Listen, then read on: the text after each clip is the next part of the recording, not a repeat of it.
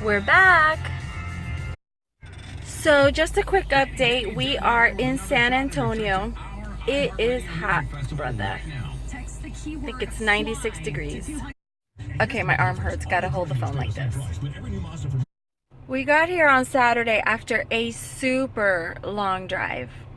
I was able to talk to my family, but then I lost touch with them and I lost it. I literally made myself sick with worry over my mom, my dad, my family.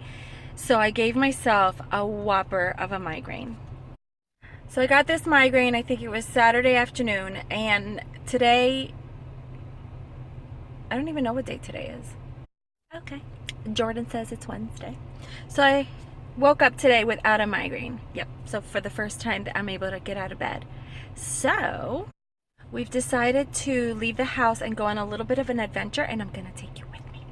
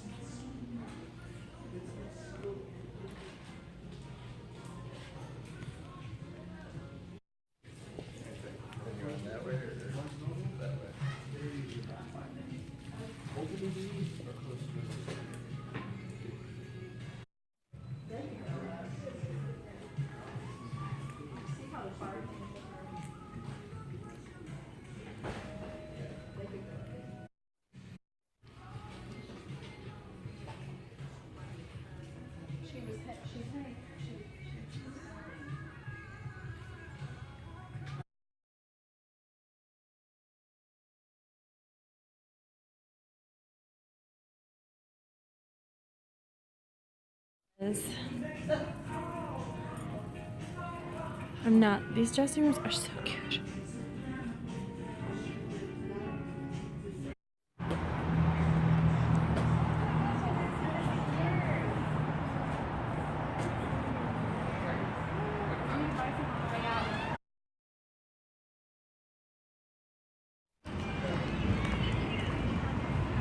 Time for dessert.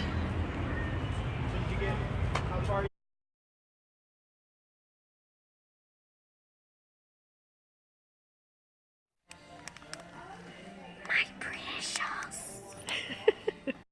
Oh my gosh. These are kind of cute. I have that one.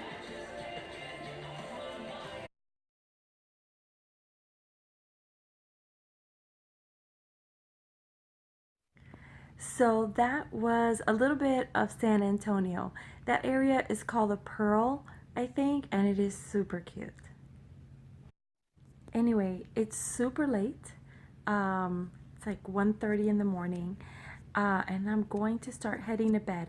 But just a couple of quick updates. First, my mom and my sister have power. Yay! They got it this afternoon. My dad still has no power, and right after the hurricane, there was a tree, the biggest tree on the block, almost toppled over onto his house. Actually, from what he said, it was ready to squash like 3 homes. But thank you to the city of Sarasota who went out there today and cut it down. So thank you to the city of Sarasota because now it's safe for him to be home.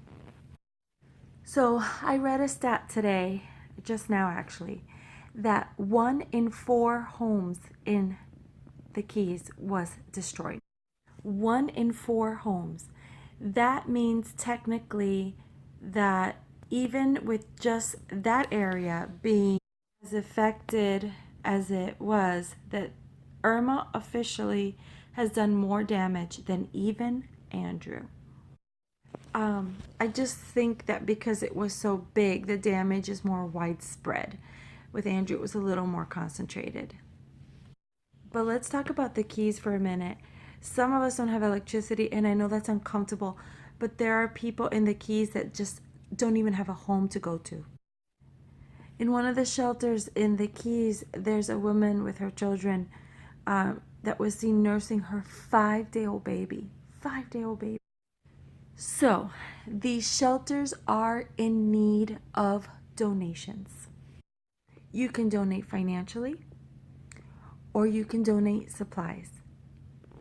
My girl Maria Arbiel is doing an amazing job of coordinating an amazing effort to get donations to the kids. So I think there's several spots where donations can be dropped off, one of them being FIU, our alma mater. But Maria knows a lot more about this than I do. So if you are watching this, and you would like to donate, I have put on the post the items that they need and where you can message to get the information for drop off. I'm also going to put a link for the donation. So I know many of you feel like you want to do something. So here you go. Together, we can help put the key